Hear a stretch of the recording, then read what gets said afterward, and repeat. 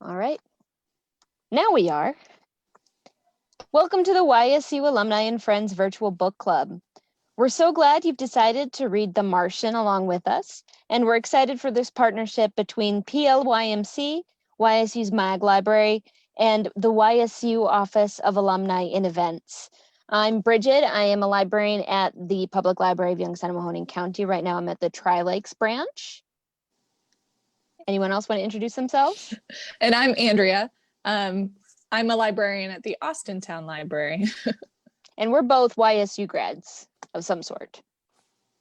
I'm Star, and I'm a librarian at the Austintown Library.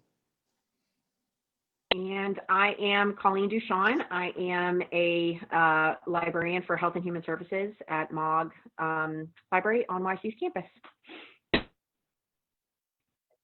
All right. Now, do you guys want to hear a summary of the book? I assume.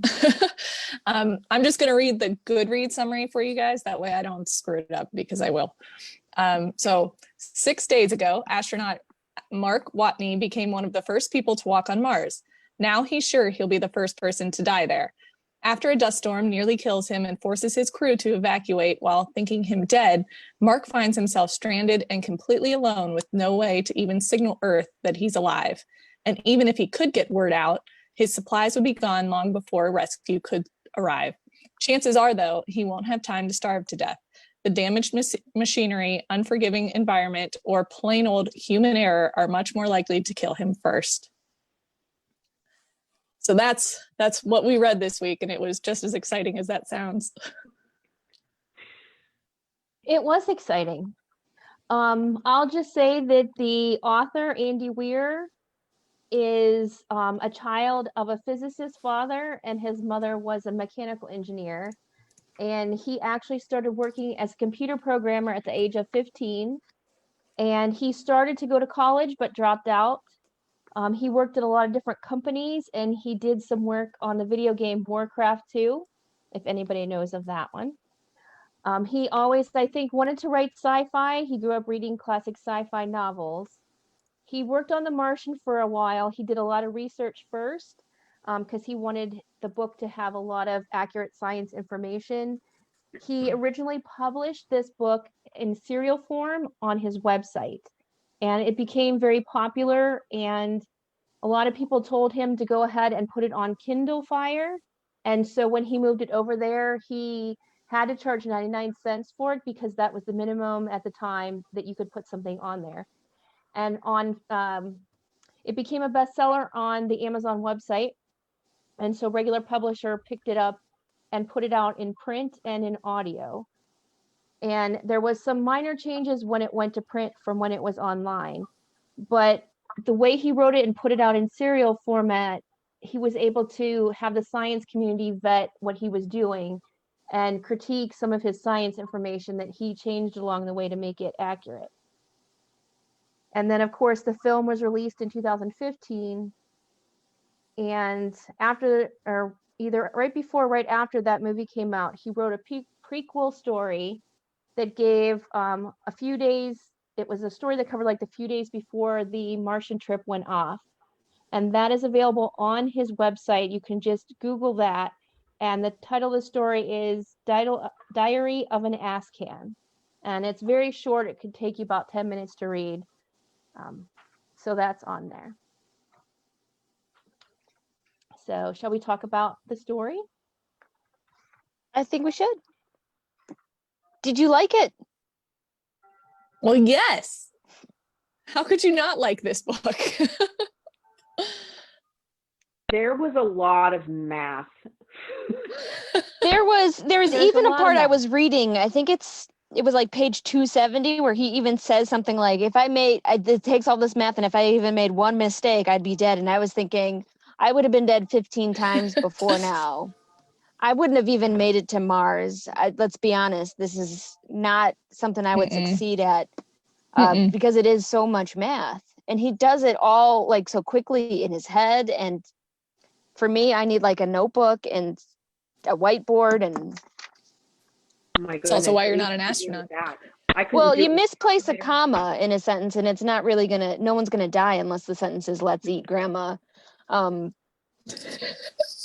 But you misplace a period or a decimal point in a math equation and it throws the whole thing off. So Yeah, throughout this entire book, I think, I mean, there was just so many times I lost track of just saying, wow, I would have died here. Oh, I clearly would have panicked, lost it, and just, kick the bucket right there. We're, 3 days in.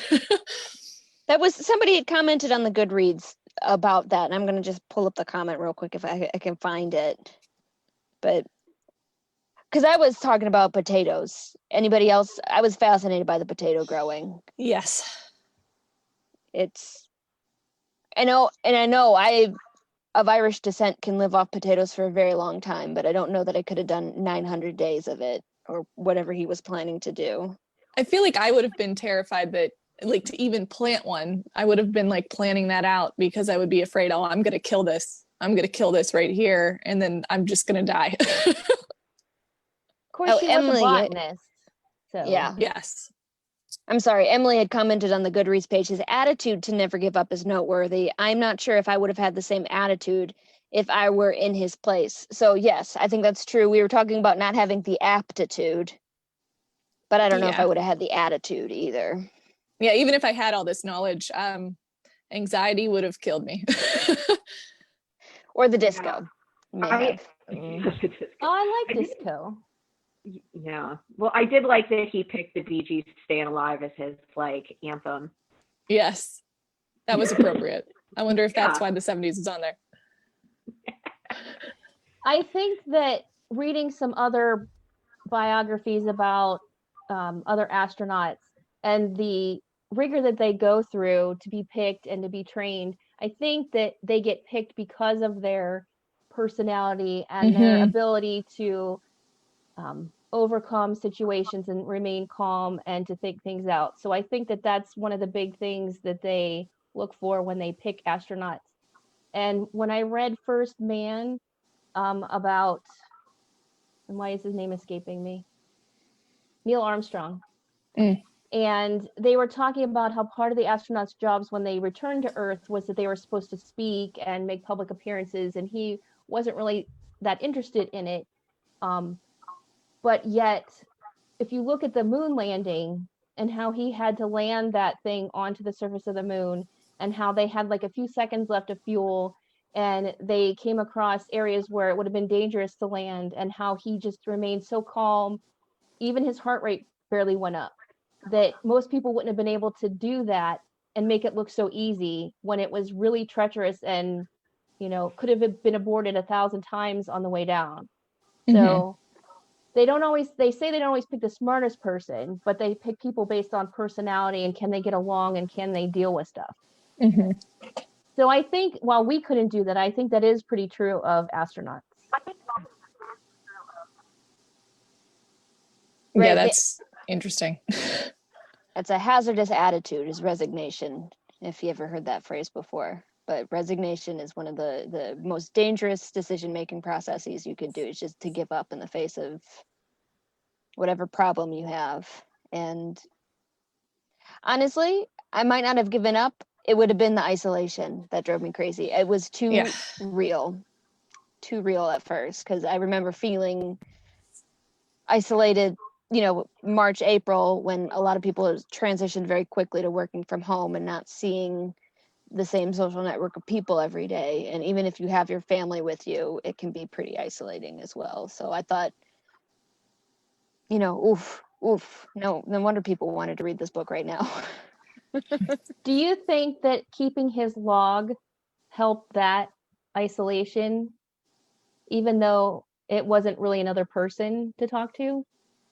Yeah, I mean, I think just talking to himself and making jokes, like, that's enough to improve just about anybody's mood. But also the idea that he was leaving a record about what he was doing, and he was the first to be doing all of this. I feel like that is a huge mood booster, knowing, oh, someone will know that I wasn't just sitting here, someone will know this information that I'm gathering, and then it gives him a purpose besides just surviving. And I think that was a very clever way to write the book and a clever way to keep him going as well. And one of my favorite details about that is when he realized that he might make it off the planet if the circumstances are just right, is that he realizes that people might read his log within his lifetime, and he's like, I have to delete. I have to figure out how to delete. I have to go back and edit, and I don't think he ever figures it out. The one thing he doesn't figure out is how to go back and edit. Welcome to every diary ever written ever. He can figure out how to get off Mars. He can figure out how to survive. He cannot go back and change those logs. Do you think that his mindset completely changes once he's able to communicate back with NASA? I Even thought it was interesting that when he was like he was craving like somebody else to talk to, and he wanted that experience of being able to communicate with other people, them telling him what to do. He was like, my God, like, leave me alone. Like, I can do this on my own. It was kind of like an interesting way to look at, like, the way he wanted the communication. You know, he was like, yeah, I want to talk to you guys, but stop telling me what to do because I'm here and you're down there and I know what I'm doing and I've been doing this for, like, you know, weeks on my own. So how about you just say hello to me and you pass me on like nice communication. Other than that, like, unless I ask you for something, I'm good. Like, I thought that was kind of interesting. Yeah, because like even when he fixes the water exchanger or whatever it is they call it, The water and they're reclaimer. like, yes, and they're like, no, we don't want you to take it apart because, you know, we're afraid something might happen. He's like, I think it's clogged. I think, you know, we need to fix it. And he takes it apart anyway when they're not paying attention and fixes it and says it was clogged. And it's interesting to see that, you know, he's treating it as a super survival situation. He's only risking himself. And NASA is like still like, they're like, you know, kind of like, well, let's just leave it. You can make it for a while. And he's like, I just want to fix it. Yeah. Well, I think he has the attitude that, and I think we do see this in the NASA portions when they're in the control rooms and things like that, how bureaucratic that whole process is to get anything done. And how many people have to be involved in every single decision. And if they're not in agreement, things don't get accomplished as much or as quickly as they might need to be. So it was interesting. I listened to some Star Talks, which are sometimes a show and a podcast with Neil deGrasse Tyson and other scientists. And they've had guest stars, and Andy Weir has been on some. But according to Neil deGrasse Tyson, he said the two most unbelievable things about the story was that, one, everyone making decisions regarding what was going on were scientifically literate, and that they listened to everybody's ideas no matter what level of job or position they held, and that US and China actually cooperated and worked together. Well, the one thing that I kept thinking was like, I buy all the science, I buy most of this, but are we really spending this much money to get one guy off of Mars? Because that's where I was thinking we can't get Congress to agree on anything right now, and budget wise. So that was like, that's the fantasy of it. You just have to buy it, Bridget. Just let it. Yeah, but do you really think? I mean, if that actually happened, do you think that the world would come together to do something? I think we definitely would be paying attention to him. I think like having a show, the Watney Report or whatever it was, would definitely be something people would consider. But then I also think there would be enough conspiracy theorists about it, or I think there would be, and we didn't get to see any of that in this book, but if he wanted to write a parallel novel about how regular people react to it, you never know. But I don't think anybody would admit, you know, like out loud, oh, we're going to leave this guy to die because we don't have the money for it. Like, I feel like that wouldn't happen. So it would all be kind of behind closed doors. It wouldn't make a good novel for sure.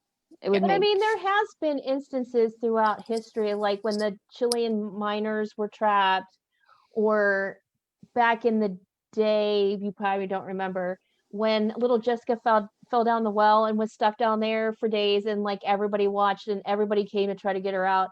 So there have been other instances where, stuff like this happens, or there's, a plane crashes somewhere and everybody goes to look for it. So I think I could kind of buy that the world would be captivated and want to try to do whatever they could to, try to get him back. I just wonder what the dollar amount limit is. Like, I hate to say that, but well, it did I occur don't to me know. when the book ended. I was like, thank goodness they didn't show him getting all the way to Earth and then he dies in some completely normal, natural way when he gets there. I'd have been Car so crash. mad. Yeah, like Leaving the tarmac. I would have been super, super mad if something like that happened. Because I remember, I think the movie ended a little bit differently, where it showed him later in life on some college campus or something like that from teaching, and he just kind of returns to a normal, becomes an earthling again, I guess, is how it goes. I like that this ended where it did, where he's reunited with his crew and they're on their way home, but we don't have to see him return to a normal life because he hadn't been living normally and he gets to stay a Martian. Although then that gives me anxiety because I'm like, oh, what if the spaceship doesn't make it? What if it doesn't make it down to Earth? This is me. This is how I work. So it is interesting that he didn't really go into any backstory or any, epilogue, really. Right. Either way. Like, there's no mention of a lot of anything that happened before they came to Mars. There's really not a lot of, which is interesting because, I mean, you look at all the information that we learn about Mark and what he does and how he is, but we don't really know anything that happened before. Right. We don't know what his life was like, where he lived. I mean, he doesn't mention, other than his parents, I think, he doesn't mention a girlfriend. He doesn't mention friends. He doesn't mention what he did as a job before. But yet we still feel like we know him enough that everybody cares about him in the novel. In fact, at the end, he starts talking about how long it has been since he's, been on a date or something like that. When he's getting towards the end of his Martian experience, he's like, maybe chicks will think this is cool. I don't know. I just hope I get to meet one someday. I'm so tired of being here by myself. But that's crazy too, because I was, when you read about the crew members and how many of them have families at home and how many of them left people that they love with spouses or children, and I could not fathom that. I could not fathom letting my spouse do that to me. No, I wouldn't have married him. I already decided that back in the day. There's no way. There are certain jobs that I have just crossed off the list. Astronaut, definitely one of them. Oh yeah. Didn't even think about it. Yeah, I can't imagine that type of isolation, even with what, six people, 5 people. I think they're supposed to be 6. Mark Watney is the 6th one who joins them. I can't imagine being like, okay, let's go to Mars with just those people, and then it would just be too much mentally on me. And I guess that's, like Star said, you need to have a good personality for that, and I definitely don't. Not necessarily good. You have to have the right stuff. Right? I think that's a different movie about space. So. It's the same principle. You have to have the right mix of things. Yes. They can't have an astronaut that's going to have panic attacks and freeze and kill everybody when they're up there. So, I mean, that's a different science fiction novel. This is the reason I don't fly planes too. So, true. Crossed all that off. So there's some people posting on Facebook, and some of them are talking about that they love the science in the book and that the author made it seem really real and possible. So he apparently did a ton of research on the science and tried to make sure that everything was based on what technology that we had at the time when he started writing it. He does admit the big mistake or the unscientific part of the whole book is what he used to start the story off, which is the big windstorm at the beginning. So that's what happens is there's a big dust storm with huge winds, and they decide that on the 6th day they have to abort and leave. And when they try to make it to their Mars ascent vehicle, that's when Mark Watney has his accident, gets his suit punctured, and they don't have any vital signs. They leave him, and they try to find him, but they can't see because the dust is so great. And they have to leave because the vehicle's going to fall on its side, and then they get stuck. So apparently on Mars, they do have dust storms and they do have wind.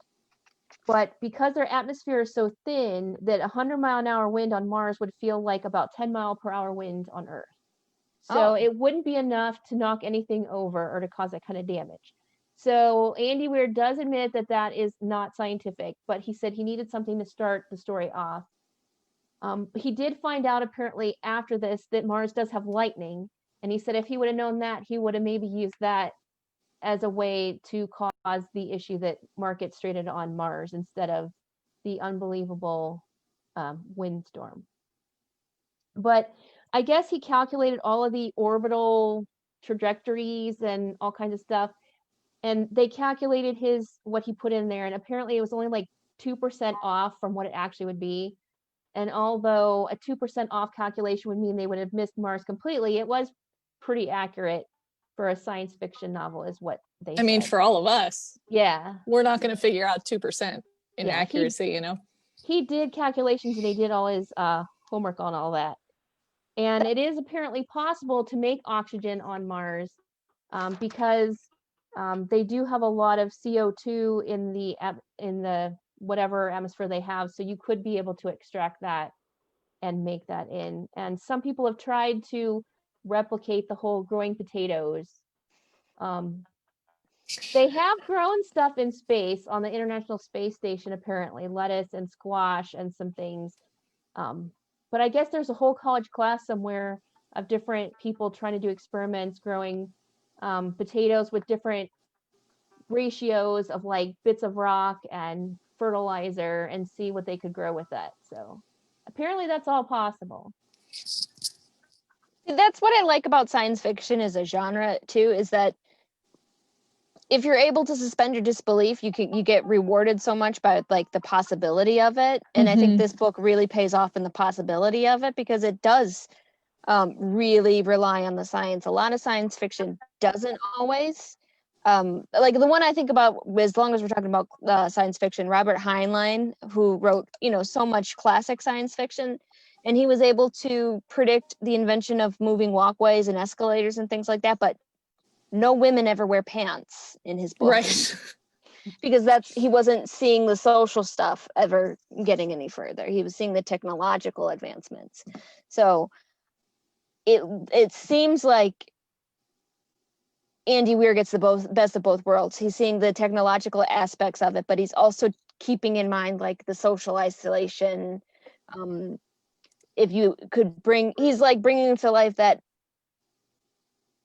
desert island question that you've been asked a bunch of times. If you get stuck on a desert island, what are like the songs that you would like to have with you? What movies or TV shows would you have? What books would you bring? And it seems like Mark Watney gets stuck with other people's answers to those questions.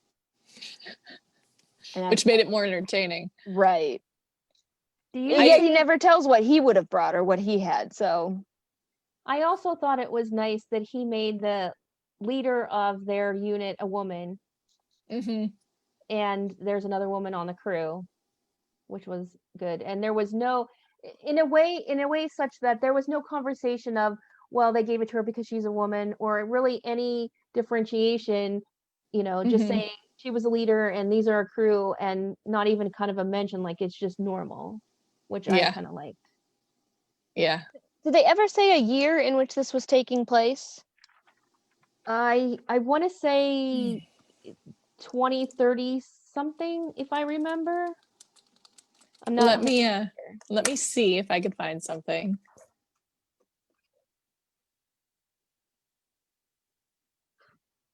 Because I don't recall it. It seemed like most of the dates and stuff were on Mars time. Right. Yeah. And because I kind of like that about it. You could kind of imagine it happening sooner or later, depending on where your suspension of disbelief would lie. So do you think that the 2035. 2035. Do you think that the inclusion of all this accurate science information or the abundance of science information added to the book, or do you think it was a detraction? I loved it. I think that's it. It just to me makes everything seem more genuine. When I read a book that skims over the details with some lame excuse like, oh, it's too complicated to understand, it just makes me say, okay, the author didn't have an answer to this question, and that ticks me off. For me, it made it difficult to get into the novel. It probably took me like 50 to 100 pages to finally get the habit. And I think for me, the Mark Watney parts were the most difficult because he's isolated. He's working on things on his own, and he's a little bit goofy in the first place. I liked it when it was the crew interacting with each other or NASA interacting, and they made it a discussion. It made it easier for me to follow the science because they had to keep explaining it to other characters instead of Mark Watney just turning the wheels in his head, because his wheels turn at a much faster rate than mine do. So it wasn't a detraction. It's and I know it's an attraction actually to a lot of people. My husband's read this book twice, and he loves like the riveting of the Mars rover where he has to rebuild it. I'm like, oh, now I understand why. I understand some things about a person I love now. So are you a science nerd or no? I am Which a one? different Wait. kind of science nerd, I Oh. think. I'm a more earthbound. I like science. That was something in school I never had trouble with, and I always really loved. And I actually get a lot of flack for deciding to get an English degree because I could was have good at done. science. Yeah, usually it's Yeah. you should have been an engineer because you were so good at math and you were so good at science and you were so, whatever. And I was like, but I like books. Same here, So- yeah. So I really liked that stuff. This is right up my alley. Did you like the parts where they go show the NASA people back on Earth? I did. Those were my favorite parts, I think, for me, is because it made it more accessible, more real to me as well. See, Andrea, what are you going to say? You want to fight me? yeah, a little bit. I don't know. I really Colleen? liked. I know. I just really liked Mark's stuff, I think, and the politics of NASA. I was like, I don't care. You're gonna get this stuff out there to him. Just do it.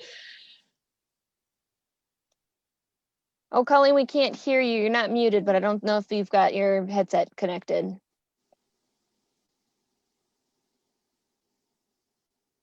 Got nothing. Sorry. She's taken the role of Mark Watney in this book. Yeah, just start discussion. writing stuff. Do you know Morse code? See, we all should have learned it for this. We could have done the whole put out rocks and take pictures, like in the Yeah, book. that would have been fun. I can't imagine communicating with a lag like that. I wouldn't have the patience for it. Yeah, but you would if you haven't talked to anybody and there was nobody else on your planet at all, probably. That's probably true. Yes, Did you would appreciate it. Did you buy the fact that the crew decided to forego going back to Earth and to go pick him up and risk their lives? I bought it. Or maybe I just really wanted to.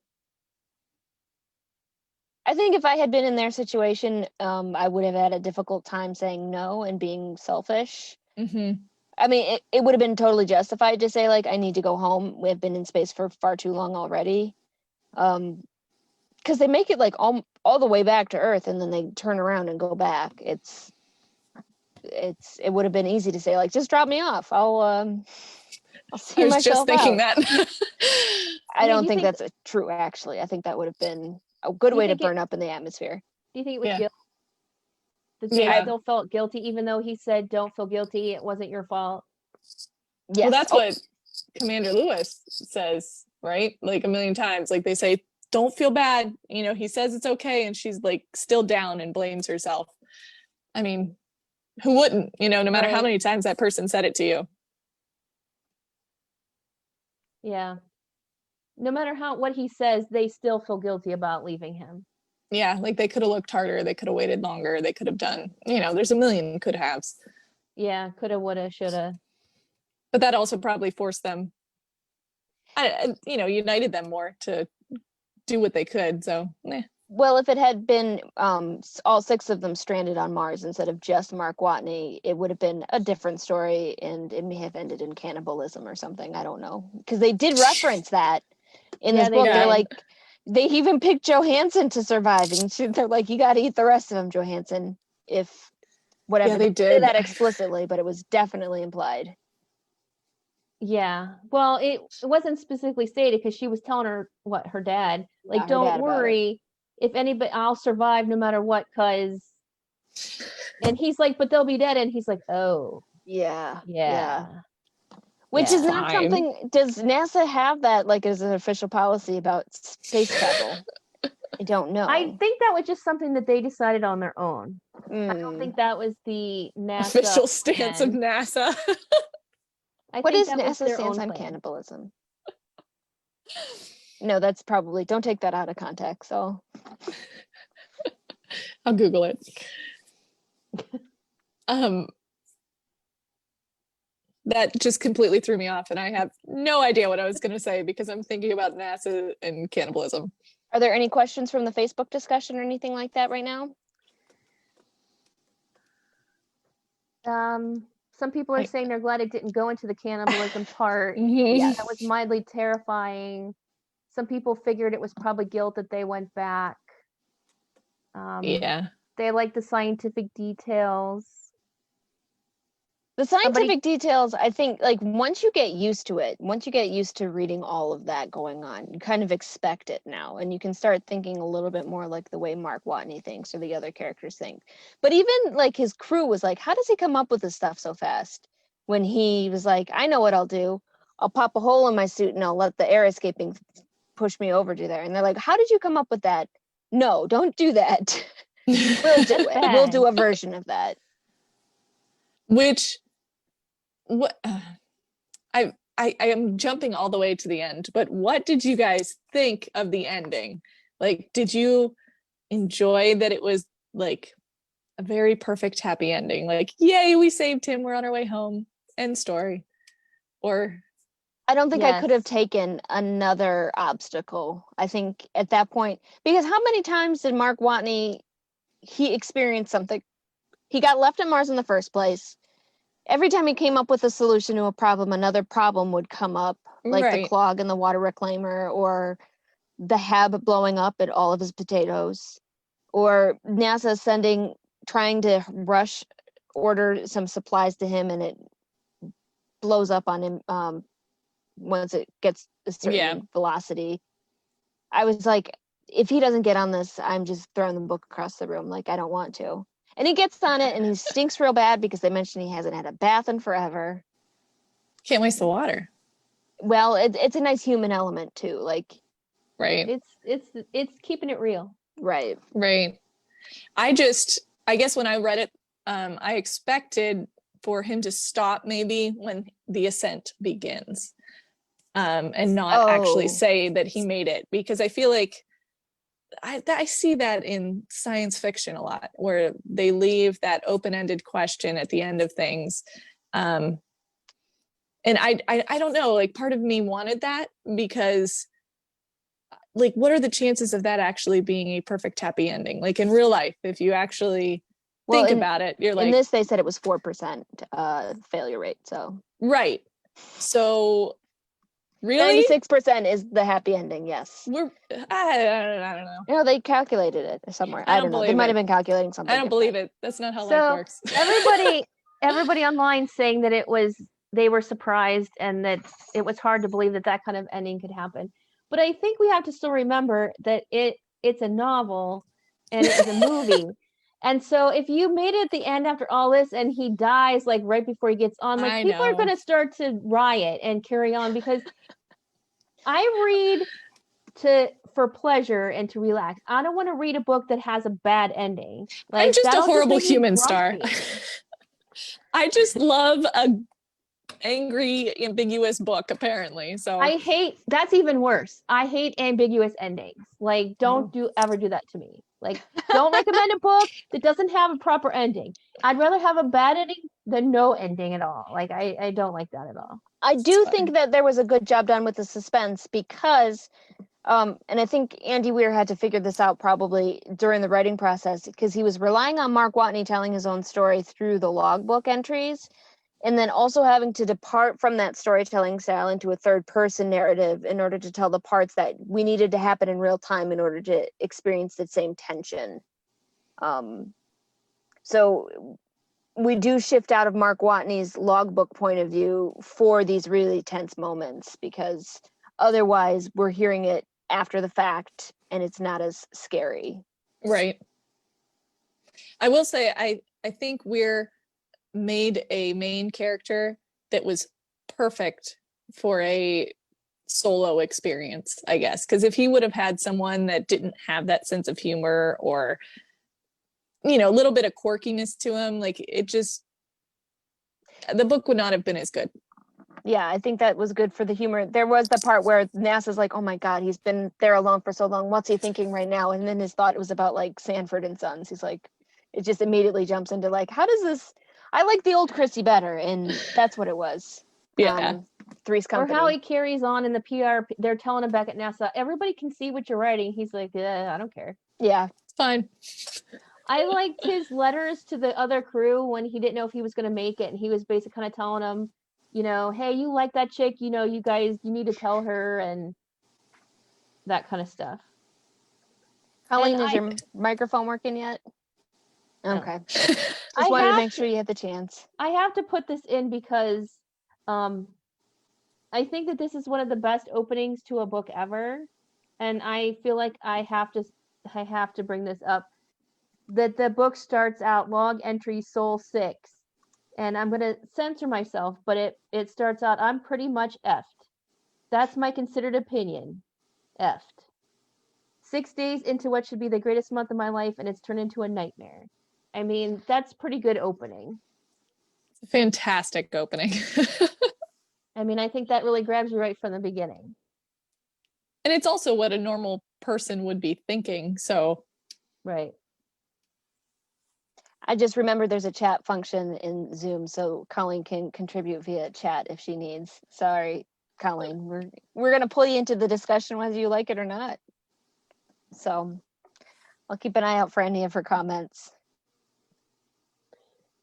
So most people, like, if you had a story or a movie where you were stranded on a desert island, you would have no idea like how long you could last or what was going on. But he knew from the beginning, like, I have this many days of food and I can work to make it longer, but this is kind of like, okay, I have food for here, I can grow more food, I can go to here, and this is what I can do. And most castaway stories don't have that kind of final numbers. So do you think that either one helped him in moving along and continuing to try to survive, and do you think that added to the story for us? I mean, I liked that aspect of it. It made me feel like it was the kind of playing around I would do with numbers. Like when he says, oh, I have this many days of potatoes, but if I only eat this much, I have this many days of potatoes. And like, he's trying to like make it, like squeeze it to make it work. And I thought that was fun. And that also was a way to distract him and be like, okay, well, it's just a numbers game. I could just figure this out this way. Whereas if you're stuck on an island, you also have stuff coming at you and, not a surefire food supply. You'd have to like kill it for yourself. So I liked that twist. It was just different, even though the story still felt like a Castaway type of story. Now, Colleen says, I wouldn't have been able to do that math. Being able to do math is always a good thing. And I think that's true. And he's also like really aware of how many calories he needs to maintain and he needs to eat a day. And he gives himself full meals on days where he's worked really hard. But when you're on a desert island, presumably you do have access to other resources. You can go fishing, you can eat tree bark or coconuts or whatever it is. Or breathe the air. Yeah, on Yes. Mars, he knows he has no resources besides what he can create himself, which adds like an element of survival strategy that Tom Hanks didn't have to deal with, No. But he had and Wilson. but he did Oh have my Wilson at gosh, the very that least. movie. I still, every time I close my eyes and I think of that movie, I think of him cutting his tooth out. And I can't, but I like that movie so much. Yeah. And then what do we remember about The Martian? The whole big thing filled with dirt and poo and his growing potatoes. And couldn't you just like smell it like as you're reading it and watching it in the movie? Like that was very sensory. The whole I mean the whole Yeah. talk about how he had to get the dirt or the crushed rocks or the Mars soil and bring it in and all the stuff he had to do and all what he had to do to get the water and collecting all of the excrement from him and what they left over and how he had to mix it and water it and get it ready and how he said it was humid and he had to make it so humid so the water would kind of continuously cycle around. And I mean that was very sensory that you could not only picture it but smell it and see it, and it was very strong. Yeah. Yeah, that's for sure. Yeah, and Colleen says that's a definite desire to survive. 'Cause I don't know if I would have gone to those lengths. See, I think True. the hardest part to push through would be admitting that I have to leave the place that I am calling home and making a functional survival point, let's say, and I have to disconnect everything and put it on this cart that I have made to go hopefully to this thing that should still kind of work so I can maybe get all the way up. I'd be like, I think I'm just going to stay here. Right, his experience he can't even get comfortable and just hang out where he is. He has to continually adapt to his circumstances. And those circumstances change continuously. Even when he gets comfortable, like the airlock 1 or whatever blows, and then he has to fix this and put his arm on his face to that sounded weird, but put his suit arm to his thing to keep the air from leaking and have an arm it, like that's just again dead right there. Wouldn't have made it. Yeah, Colleen also says I'd have died. Yes. Is what she just put in chat. Yes. But yes. to be honest, I would not have gone to space in the first place. I would not have been chosen to be an astronaut on any of these missions. I think I get too sick at any more than 2G. Somebody on Facebook says that they kept thinking about how did he wash his hands after mixing his poo, and because he couldn't waste water, which is That's true. not well, he could like into the thing, right? This book is so amazingly detailed, and that's not something that ever occurred to me, and I don't think that is in there. Like, what does he do with the gray water? Hand sanitizer, says Colleen. I mean, can he just like put it back into the water reclaimer like he does with his urine? Well, I like, think can he like rinse it into it? Probably. I mean, I think doesn't all of the stuff that they get rid of, doesn't it go in like a little composter and it takes all the liquid out? Because doesn't he talk about how what was left from the crew was sort of like dehydrated almost? Yeah. So I'm sure that he could take any liquid waste and it would go through that whatever. But why waste all of it to shower? I guess washing hands is a little. Right, but I mean, I think there's probably a machine that cycles all the stuff out to recycle it. Let me ask you this, and this is a silly question, but I like it. Because we've already decided most of us would not live. If any YSU major would survive being alone on Mars, which major do you think would be the most beneficial? Because Mark Watney is botany. He did okay. But would like the mechanical engineers do better than the sociologists? Probably those ones. But I guess can you be a sociologist if you're the only one on Mars? That's something I hadn't thought about. Engineering, says Colleen. Well, I think though that it says in there, and I think most astronauts have to have more than one area of knowledge. they have to be able to do multiple things in case somebody's out or understand. So Yeah, because he was botany and engineer. So he covered Yes. both of those areas. Well, I don't again, know. I was talking to my dentist this morning who loves this book, and she's in this book club. Hi, Dr. Gerbazy, if you're watching this later. But she had mentioned that she majored in biology and chemistry as her primary majors, and then she minored in physics and geology. that's so a I good think mix. she would be pretty Yeah. well prepared for it. And she was even saying, like, in dentistry, you use so much material science, you have to use physics more than you would think because you're looking for stress materials and things like that. So I just wonder, like, there's probably people at YSU who are better prepared than we realize, whether or not we know it. I mean, those Right. geography majors are capable of anything, right? If you know any of them. They seem I nice. mean, it would not be art, music, or English. I'll tell you that now. Colleen says history. I'm kidding, she says. But you can go and you can write the Martian history book. You are Martian history at that point. You're just the only Martian. See, maybe it would be librarians because we all have degrees in different areas and we learn stuff every day. So see, librarians would know a lot about a lot of different things. It's true. I said I wanted to be a librarian because I wanted to be able to study whatever I wanted to. And I could do whatever I want, make it a program and learn anything. There you go. That doesn't mean I'll live on Mars. No, that would be a difficult program. They won't give us the budget for it, unfortunately, I don't think.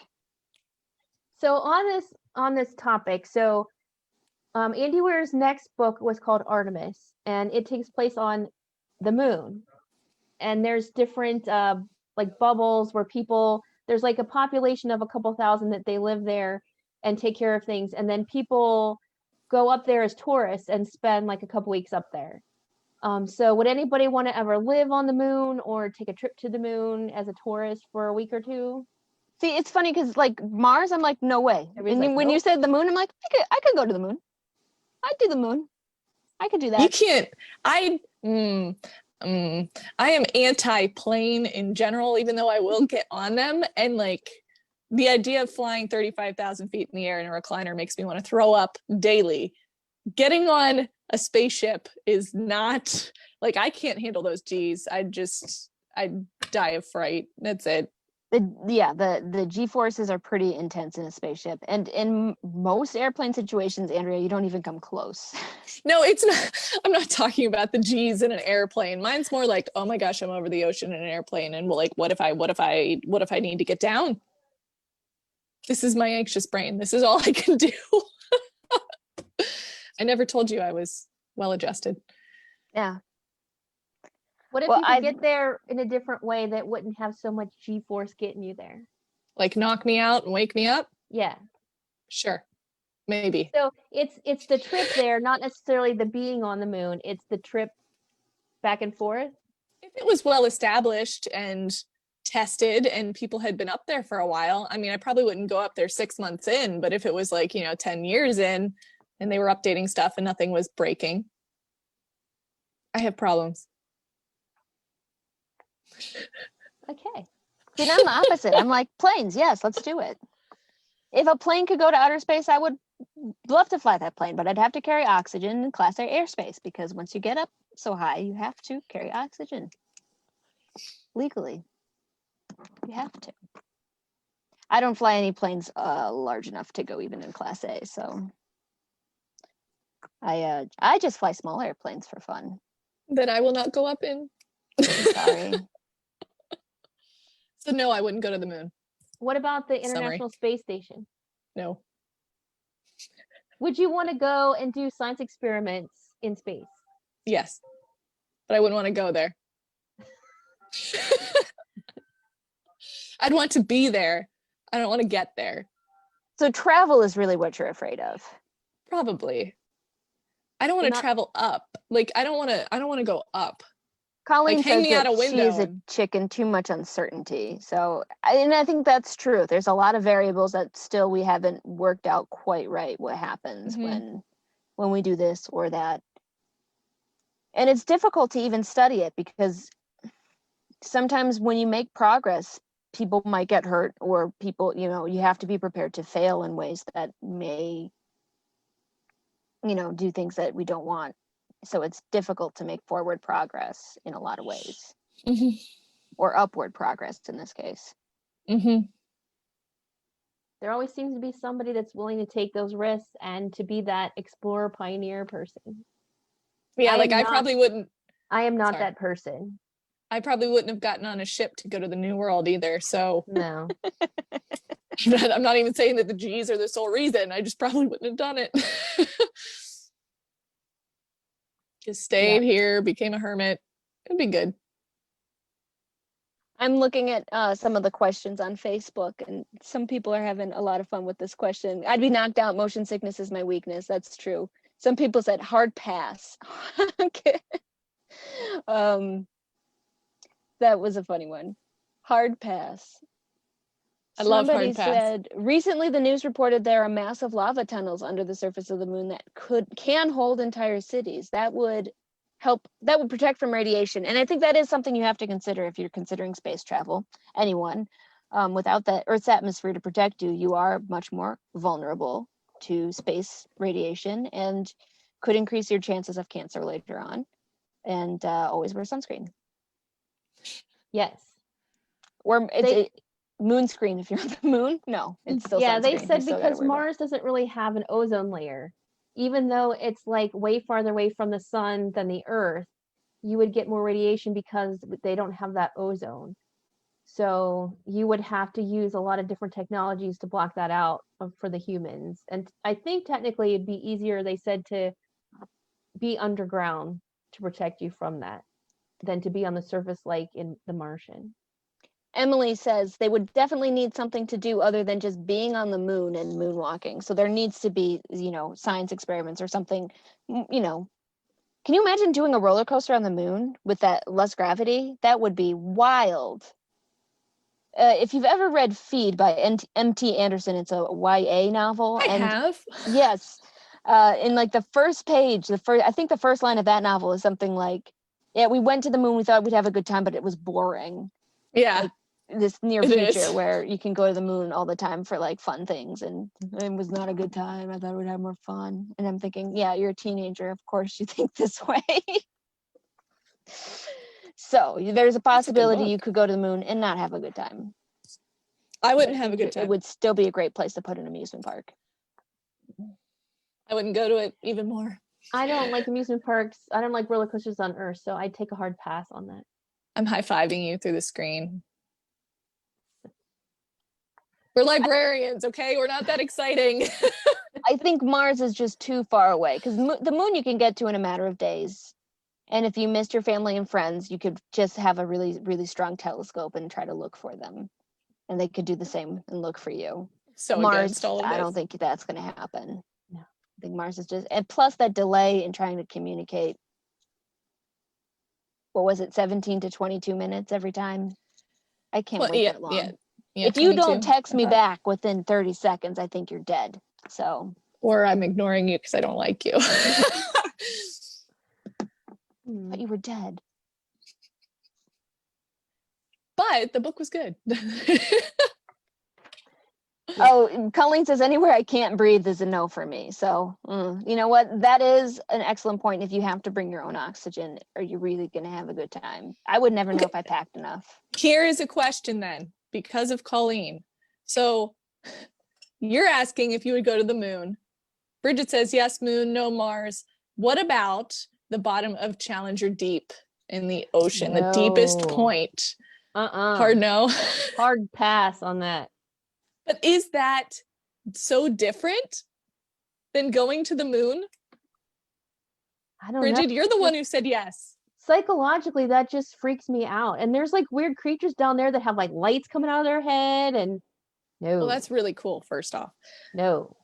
But the pressure, I mean, it's still a pressure situation. No matter what, like you spring a leak going to the moon. Yeah, I know, not the same. You're gonna kind of, you're correct. Yeah. You wouldn't be able to breathe, the pressure would kill you. Same thing. It's the same Colleen says exact the same thing. Still can't breathe. No, she's got this rule. If she cannot breathe, she's not going to the Listen, place. Colleen and I are friends. I get it. I was asking Bridget now because Bridget said yes to the moon. I just was thinking, like, I don't like getting wet. So as long you as I'm get like, wet, if I'm in my own little submarine, I'll be okay probably. But I well, don't. you have to in that. I would say maybe to the moon, not to the deep ocean. That's fascinating. Because there's crazy weird sea creatures down there. The moon doesn't have anybody there. I think the just crazy rocks. weird sea creatures are part of the attraction of going to the deep. Not for though. me. For me, I can see them on TV. That's good enough.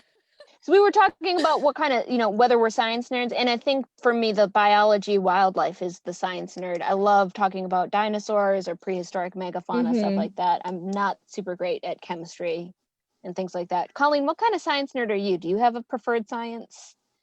I think, no. I hate chemistry, but that's about it. Oh, chemistry was my favorite. Oh God, of course. Sorry. I was like, I don't care. Nerd. Give me biology. So, everybody online, some people are saying no to oceans. Somebody said that they feel the deep ocean would be a more slower and painful death than a space accident.